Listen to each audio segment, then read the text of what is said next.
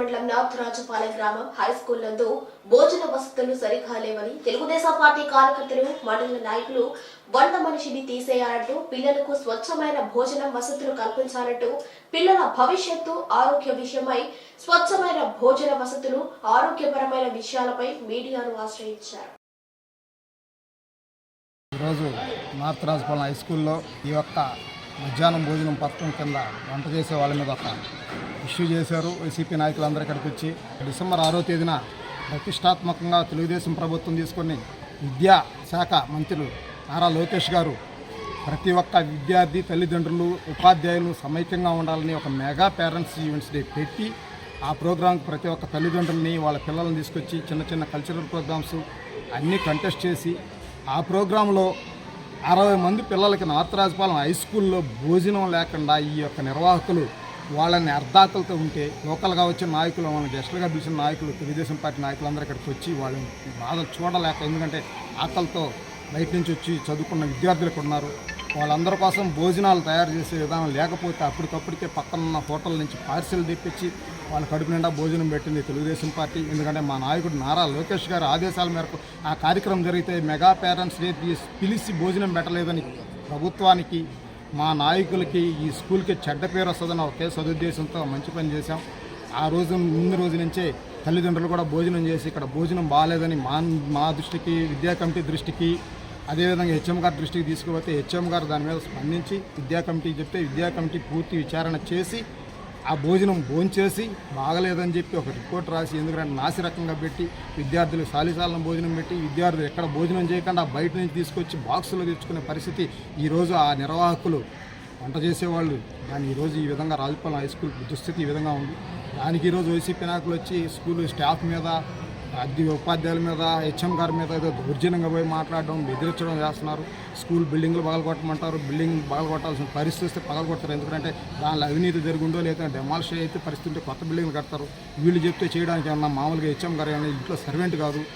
అదేవిధంగా ఇక్కడున్న విద్యా కమిటీ స్వచ్ఛందంగా విద్యార్థులు తల్లిదండ్రుల చేత ఎన్నుకోవడం ఉపేక్షించం.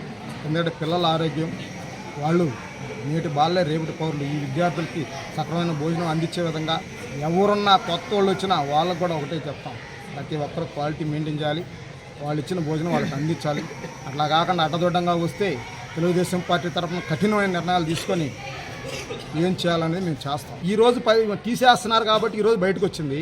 ఇదే మీడియాని గతంలో పిలిచి, లేదా ఇదే హెచ్ఎం గారికో లేకపోతే మేము వచ్చాము, నేనే మాట్లాడాముతో 7వ తేదీ జనవరి 20వ తేదీ ఏమమ్మా కొత్త వాళ్ళని పెడుతున్నారంటే, అట్టేనాయా రేపటి నుంచి అంటే హెచ్ఎం గారు ఉండి మళ్ళీ సెలవు 2 days ఉండాలండి. హెచ్ఎం గారు స్టాఫ్ కూడా ఉన్నారు అక్కడ, అందరూ ఉండి 10వ తేదీ దావ చేసుకుని సరే 20వ తేదీ నుంచి మానేం. ఆ రోజు మా నోటీస్ కిందకు తీసుకురాలేదు. ఆమెకి పిల్లల మీద చిత్తశుద్ధి ఉంటే, పిల్లల కడుపు నింపాలన్న ఆలోచన ఆమెకుంటే, అట్లాంటి ఆలోచన ఆమెకు ఉన్నప్పుడు మేము వచ్చినప్పుడు స్థానిక నాయకులుగానో లేదంటే ఎవరో ఎంఈఓకో లేకపోతే ఎండిఓకో ఎంఆర్ఓకో లేదంటే పత్రికా రూపంలో చెప్పి మాకు సరైన సరుకులు ఇవ్వట్లేదని ఆ రోజు ఎందుకు చెప్పకూడదు? మేము చెప్పుండేవాళ్ళం. ఏనాదమ్మా ఆ రోజు చెప్పుండాలి. మేము నిలేస్తాం. హెచ్ఎం గారు అయితే మాకెందుకు? పిల్లలు ఎవరైనా కానీ మాకు తెలుగుదేశం పార్టీ అమలు చేసి తెలుగుదేశం పార్టీ ఖర్చు పెట్టే ప్రతిదీ ప్రజలకు చెందాల. అది వీళ్ళ యొక్క అసమర్థత. ఎందుకంటే పిల్లలు భోజనం చేయట్లే, బాక్సులు తెచ్చుకుంటున్నారు. దాని పూర్తి బాధ్యత ఎవరిది? ఎందుకు చేయట్లేదు? పిల్లలు తగ్గించమని ఎవరు చెప్పరు. ఎందుకంటే మీకేమో ఎక్కువ మందికి అటెండెన్స్ వేసేయాలా? 100 మంది భోజనం చేస్తే 350 మందికి మీరు రాసుకుంటారా? 100 మందికి భోజనాలు పెట్టండి. ఎందుకు పెట్టట్లేదు అనండి, లేకపోతే పిల్లల్ని మోటివేట్ చేయండి. ఈరోజు మేము కొత్త వాళ్ళ ద్వారా వస్తే ఖచ్చితంగా తెలుగుదేశం పార్టీ దగ్గరుండి మోటివేట్ చేస్తాం. ఈరోజు కూడా మేము అన్నది ప్రతి ఒక్కరూ ఇక్కడే భోజనం చేయాలి, భోజనం చేసే విధంగా ఉంది. దానిలో రైస్ డిఫరెంట్ కొంచెం ఉండొచ్చు. దాన్ని మేము ఈరోజు అయితే కొత్తగా ఇచ్చిన వాళ్ళు కూడా ఒకే ఇచ్చాం. దానిలో నూక ఉంది, కొంత కలిసి ఉంది. నూకను కూడా పట్టేసేమున్నాం, పక్కన పెట్టమన్నాం. మంచి భోజనం ఇచ్చేదానికి సిద్ధంగా ఉన్నాం. ఎందుకంటే వంట చేయడంలో మెలకువలు కూడా ఉంటాయి.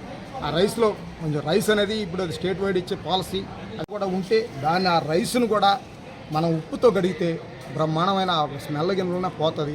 అది వంట చేసే వాళ్ళకి నేర్పించాల్సిన అవసరం మాకైతే తెలియదు. ఎందుకంటే వంట చేసేవాడు కొన్ని లోటుపాట్లు ఉంటాయి. కొన్ని వేనీళ్ళలో కలిగితే ఉంటాయి, కొన్ని చన్నీళ్ళలో ఉంటాయి. మినరల్ వాటర్ వేస్తే దాని రైస్ డిఫరెంట్గా కనిపిస్తుంది. ఈరోజు మీరు వచ్చి కుళాయి నీళ్ళు పోస్తారో ఏం చేస్తారో తెలియదు. ఒక క్యాన్ 5 రూపాయలు 10 రూపాయలు స్కూల్కి డొనేట్ చేసేవాళ్ళు ఉంటారు. మాలాంటి వాళ్ళని అడగండి, మేము పంపిస్తాం స్కూల్కి పిల్లల కోసం. రోజుకో 2 క్యాన్లు అవుతాయి, 20 రూపాయలు 30 రూపాయలు ఖర్చు పెట్టుకుని మీకు మాత్రం బిల్లులు చేసుకొని 300 మందికి 400 మందికి అంటే అడగండి. మా నోటీస్ తీసుకురండి. లేదా పత్రికా దృష్టికి తీసుకెళ్ళండి. ఏ రోజైనా మీ పత్రిక వాళ్ళు చెప్పారు, ఈ రోజు మాత్రం చెప్పారు. ఎందుకంటే వాళ్ళని తొలగిస్తున్నారు, వాళ్ళ పద్ధతి బాగాలేదు, వాళ్ళు వంట చేయడం బాగాలేదని అన్ని విధాలా వాళ్ళ మీద రిమార్కులు వచ్చాయి కాబట్టి తొలగిస్తున్నారు. కాబట్టి ఈరోజు అది చెప్తున్నారు. 60 మందికి భోజనం ఇప్పుడే విన్నాం, 60 మందికి భోజనాలు కూడా మేము తెచ్చామన్నారు. ఈరోజు నేను హోటల్స్ చెప్తాను. కరగడ మల్లికార్జున ఎన్ని పార్సిల్ మీ దగ్గర నుంచి తీసుకెళ్లారు? ఒక మాతయ్య అంగడి, Changalamma noodles, Shivam hotel, Geetha restaurant, rocks Reddy, అంటే ఆ టైము 3 అయిన దానివల్ల ఎక్కడ భోజనాలు లేని దానివల్ల ఫ్రైడ్ రైస్ ఉంటే ఫ్రైడ్ రైస్, బిర్యానీ ఉంటే ఏది ఉంటే పిల్లల్ని హడావుడికి ఏంటంటే కడుపు మండిపోతుంది. వాళ్ళు పొద్దుటి నుంచి పనిచేసి అక్కడ ఉండి కూర్చొని పిల్లలంతా ఉంటే 3 గంటలకు వాళ్ళకి భోజనాలు లేకపోతే ఎవడు కడుపు కూర్చునేవాడు స్పందించడండి. మేమైతే పిల్లల పట్ల చిత్తశుద్ధిగా ఉన్నాం, మంచి భోజనం ఇవ్వడానికి సిద్ధంగా ఉన్నాం. అట్లా ఎవరైనా తప్పు చేస్తే రేపు మా వాళ్ళు తప్పు చేసినా, మేము ఎవరైనా కొత్త వాళ్ళు వచ్చేవాళ్ళు చేసినా వాళ్ళు కూడా ఇదే విధంగా ఉంటుంది. మేము ఇంకోటి కూడా నిర్ణయం తీసుకున్నాం. విద్యా కమిటీ చైర్మన్ కూడా మేము ఈరోజు చెప్పాము. ఎందుకంటే 15 మంది సభ్యులు ఉన్నారు.